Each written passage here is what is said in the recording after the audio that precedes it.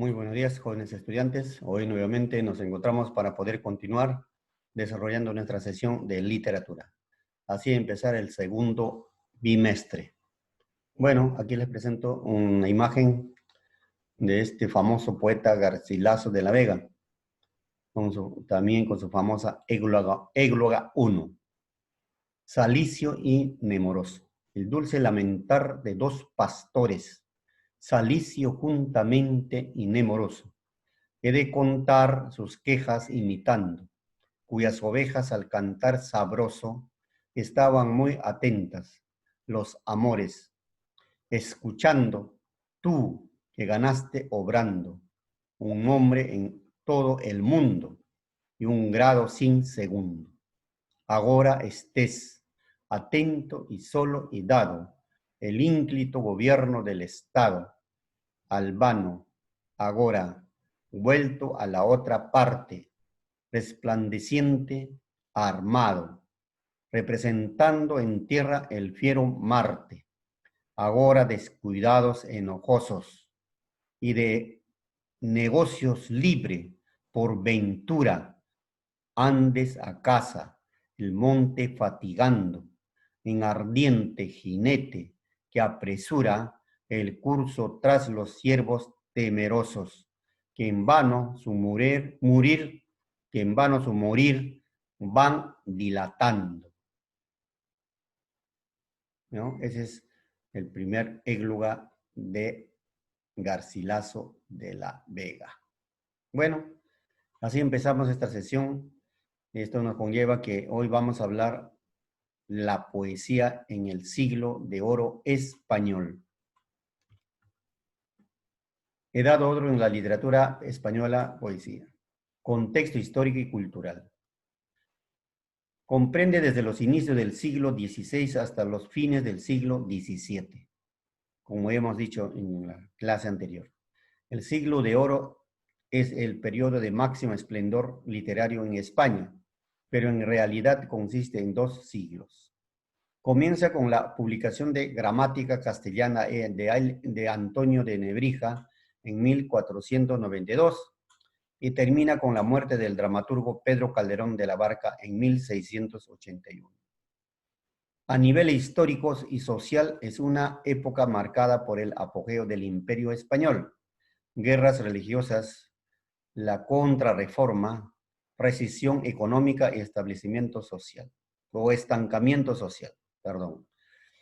En lo político, España fue gobernado por los reyes Carlos V, Felipe II, Felipe IV, sucesivamente. A lo largo de la Edad de Oro se dan dos tendencias, ¿no? Bien marcadas, Renacimiento y el Barroco.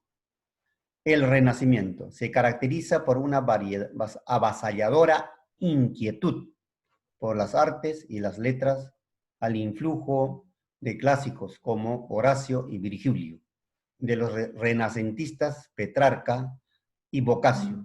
Se inspiran en la naturaleza, ¿no? El Renacimiento pasa por 2 momentos. Primer momento, la escuela italiana, ¿ya? Llamada así porque imita las formas y métrica italianas. Se caracteriza por tener preferencia el verso en decasílabo, es decir, de 11 sílabos. Y entre especies líricas son la oda, elegía, égloga, epístola. La oda, canción de tristeza, elegía, canción de... También habla sobre hechos importantes. Égloga ya tiene relación con la naturaleza, con los pastores del campo. Epístoles con una especie de carta, ¿no es cierto? En segundo momento, escuela sevillana, con un lenguaje brillante y con una versificación esmerada. Prefiere la sencillez de expresión, pero con pensamientos más profundos. Sobresalen Fernando de Herrera y Fray Luis de León en la escuela sevillana. Y en la escuela italiana sobresalen Juan Boscán y el famoso Garcilaso de la Vega, ¿no? Con sus églogas. Esos son, ¿no?, los momentos del Renacimiento español en el siglo de oro. El barroco aparece en el siglo XVI, cuando España vive momentos difíciles por la decadencia militar y económica. Su literatura es amanerada y complicada. Escuela del barroco, ¿no? Escuela culturana y escuela conceptista. La escuela culturana, que se desprende de la sevillana y se caracteriza por el abuso de figuras literarias, como hiperbatón, hipérbole, metáfora. Como representante tenemos Pedro Calderón de la Barca. Luego tenemos escuela conceptista, ¿no? Procuraba el desarrollo de las ideas con profundidad e ingenio. Deriva de la salmantina y se distingue por un retorcimiento de los conceptos. En esta parte tenemos como precursores Francisco de Quevedo y Baltasar Garcián, ¿no? Estas son escuelas del barroquismo. ¿Qué significa barroquismo? ¿No? Significa que es una literatura, ¿no?, muy complicada en el sentido del contenido, ¿no? Tiene figuras literarias en un sinnúmero de figuras literarias. Ahora vamos a hablar de uno de los representantes más sobresalientes en esta época, ¿no? Como hemos dicho, la poesía en el siglo de oro, ¿no? ¿Qué cosa es siglo de oro? Que ya habíamos dicho en clases anteriores, la época en que la literatura llega a máximo esplendor, donde nacen publican las mejores obras en todos los géneros. Ya dice aquí Garcilaso Pequeño, biografía de Garcilaso de la Vega. Toledo, 1501, Niza, 1536. Poeta renacentista español, perteneciente a una noble familia castellana. Garcilaso de la Vega participó ya desde muy joven en las intrigas políticas de Castilla. En 1510 ingresó en la corte del rey Carlos I y tomó parte en numerosas batallas militares y políticas.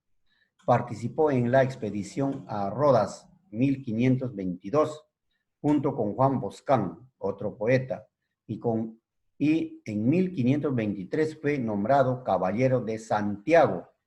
Muchas de sus composiciones reflejan la pasión de Garcilaso por la dama portuguesa Isabel Freire, su musa de inspiración, a quien el poeta conoció en la corte en 1526 y cuya muerte en 1536 le afectó profundamente. Obras. Escribió 3 églogas, 2 elegías, 1 epístola, 5 canciones y 38 sonetos. ¿Sí? Bueno, y vamos a hacer un pequeño análisis de Salicio y Nemoroso. ¿Sí? ¿Ya? Salicio y Nemoroso. Son églogas, égloga 1, en donde el contenido del poema está relacionado con la naturaleza y con los pastores. Dice, los personajes Salicio y Nemoroso representan a pastores esquematizados. Ellos cantan a sus respectivas amadas, Galatea y Elisa. ¿Ya? Entonces, Salicio y Nemoroso son 2 pastores, varones, que no están enamorados, están sufriendo, ¿no? Entonces, Salicio le dedica lastimosos cantos a su amada Galatea, quien lo rechaza por el amor de otro, ¿no? O sea, Galatea está enamorada de otra persona, pero Salicio, por eso a Salicio no le da cabida. Mientras que Nemoroso llora con cantos lastimosos el amor de Elisa, su amada ya fallecida. ¿Y cuál es la idea principal? Ya como ya hemos visto, ¿no? El amor cortés se endiosa a una mujer a quien se canta en forma doliente, utilizando recursos convencionales, tanto en el plano del contenido como en el de la expresión, ¿no? Esa es la idea principal de égloga, Salicio y Nemorosa. Égloga 1. En el contenido, la melancolía, el amor como destino inevitable. La desesperanza, la muerte como correlato del amor, ¿no? Y en la expresión, descripción de la mujer con elementos estereotipados, ¿no? Como un modelo, ¿no? Que constituyen el ideal femenino del renacimiento. Y también encontramos temas secundarios, los celos, el desprecio, el dolor ante las pérdidas irreparables, la muerte como cegadora de la belleza. Bueno, jóvenes, a grandes rasgos de la poesía, ¿no? En la Edad de Oro, ¿no? En donde, pues, los autores, los representantes de esta escuela llevan a la poesía a su máximo esplendor, ¿no? Que pasan por el, ¿no? Que el Renacimiento, por el barroquismo. Muchas gracias, espero que ha sido claro. Si hubiese alguna duda, estaremos aclarando en horas de la tarde. Cuídense. Ah, me olvidaba, no se olviden de revisar el libro, por favor. Tema de hoy: